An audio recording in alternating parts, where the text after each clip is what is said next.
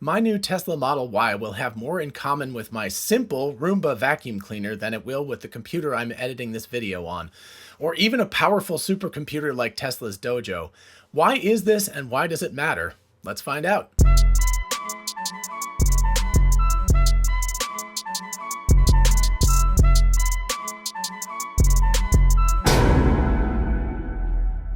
Hey y'all, it's Dr. Know-It-All. First, let's define what a robot is and why it's very different from any normal computer. According to Merriam-Webster Dictionary, a robot is, quote, a machine that resembles a living creature in being capable of moving independently as by walking or rolling on wheels and performing complex actions such as grasping and moving objects, end quote. Good enough. What most people get tripped up on is the second part of their definition. Quote, often, such a machine built to resemble a human being or animal in appearance and behavior, end quote. Just to be complete, here is the definition of a computer from the same source. Quote, one that computes specifically, a programmable, usually electronic device that can store, retrieve, and process data, end quote. Philosophically, robots are very much like human beings, which are in fact biological robots. I feel like that's one of the main reasons why we deal with robots in a much more positive way than with computers. There's no actual physical and biological analogy to a computer in the real world. When your autonomous vacuum cleaner gets stuck in a corner and is spinning around, you find it kind of adorable or even pathetic because you understand why it's stuck.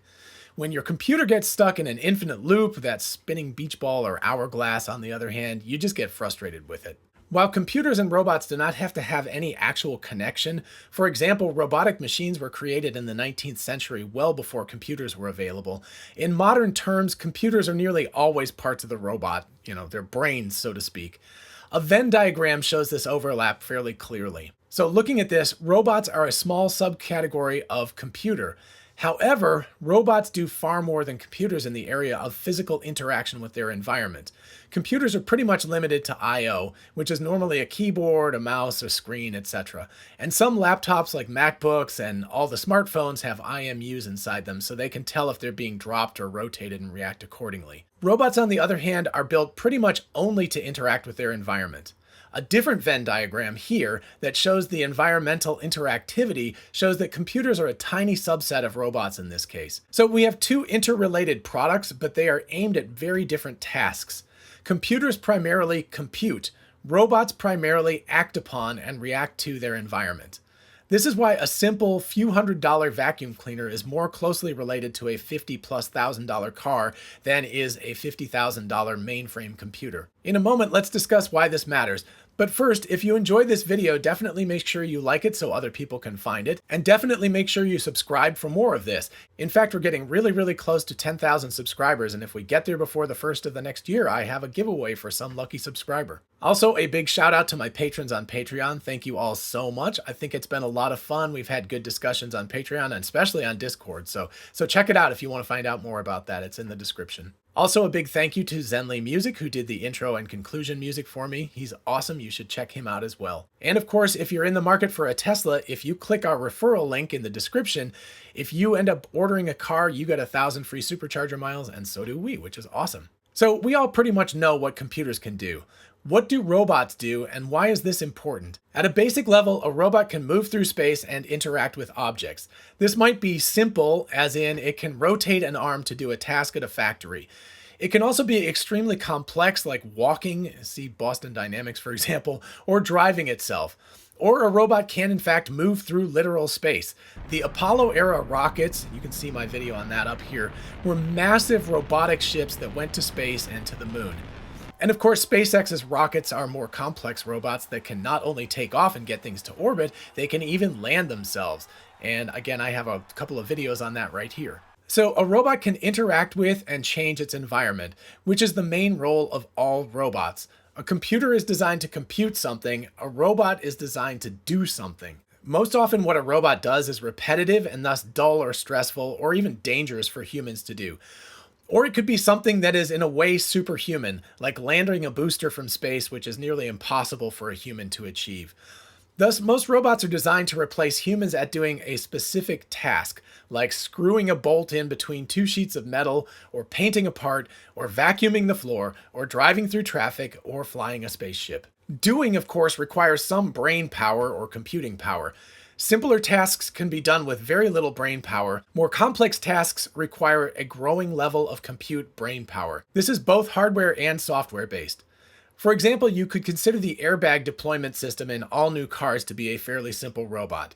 Using an IMU, or inertial measurement unit, it calculates if a significant force from one direction is being implemented over a very short time. In other words, a crash is happening. If so, it deploys the airbag. The hardware is an embedded chip connected to a high-pressure gas canister that deploys the airbag. The software is burned into the chip so it can really never change, and was coded in years ago with appropriate settings. Whenever your car is on, the system is always monitoring your car.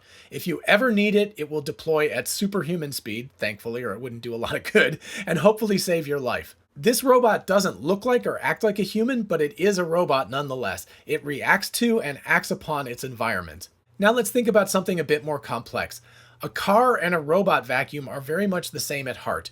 They use a visual and/or LiDAR and/or sonar and/or radar system to locate themselves and determine what to do next. This is normally using the VSLAM, or Visual Simultaneous Location and Mapping System, which is kind of an umbrella term for any number of implementations. VSLAM can be pretty much hard-coded, as is the case for vacuums, as far as I know. It locates itself, and there's code that tells it what to do at any given point. For example, have you vacuumed over there yet? No. Well, go do that now. Or, I can't turn right. What do I do? Try turning left. Does that work? No. Try backing up, etc., etc. Or, as in the case with autonomous driving or landing a rocket, VSLAM can be so complex it needs AI machine learning training, plus connection to other technologies like GPS, to continuously learn how to do it right. As a note, driving a car autonomously is really pretty simple. On an empty road with bumpers as curbs, you could use the simple brains of a vacuum cleaner to drive your car. It's all the laws and other cars and the fact that you really don't want to bump into the sides of the road at 70 kilometers an hour, etc. that make this so difficult. Once a situation is identified by the robot's brains, it then has to decide what to do next, and then implement this decision. And now we get to the output part of robots. They have to control something in the physical world to be useful. Saying, oh gee, I'm about to hit that car, is not really useful if the car doesn't apply brakes at that moment. So then the robot controls something. For example, a factory arm. Where would I position the arm or hand next? An airbag robot. Send an electrical signal to the deployment system. A vacuum cleaner. Turn a wheel and/or start or stop the roller brush, and/or start or stop or continue running the vacuum motor. For a car, turn the wheel and/or accelerate and/or brake. For a rocket, adjust the velocity and attitude via rocket gimbaling, grid fins, or cold gas thrusters. While precise control over what happens is complex, there are really not that many options when it comes to control for these robots. Even something as complex as a car only really has 3 controls: steering, braking, and acceleration. For a walking type of robot, of course, control systems are much more complex, as so many joints have to be precisely controlled at the same time. This is why walking is so hard for robots to do. So most of the work that takes place in the robots with which we interact every day, like our cars, is in the intelligence part. The control systems have been pretty well perfected by now. Rockets are kind of an exception, as every new rocket construction requires a complete overhaul of the control systems to make it work properly. I think the fact that computation is so critical for the way robots behave is often the reason why people mistake robots for computers and vice versa. Most talk is about the brains behind the robot, which is of course a computer, but it's a very task-oriented computer and is only really designed to do one thing, or one collection of things, unlike the computers that we know, which do a lot of things. This is why a dedicated chip like the airbag deployment one or Tesla's inference chips are better suited to robots than our general purpose computing chips from Intel, Nvidia, and so on. While robots and computers have a lot of overlap, they are very different beasts designed to do very different things. Designing them properly and even building different computer chips to make them run better lets each do its assigned task much better and more efficiently. And that's why it matters that a Tesla or a Falcon 9 is a robot, while your laptop is a computer. Okay, I hope you enjoyed this episode and found it fun and informative. If you did, definitely make sure you like and subscribe. And in the meantime, feel free to ask me questions in the comments or at my email address, which is DrKnowItAllKnows@gmail.com. Till next time, bye-bye.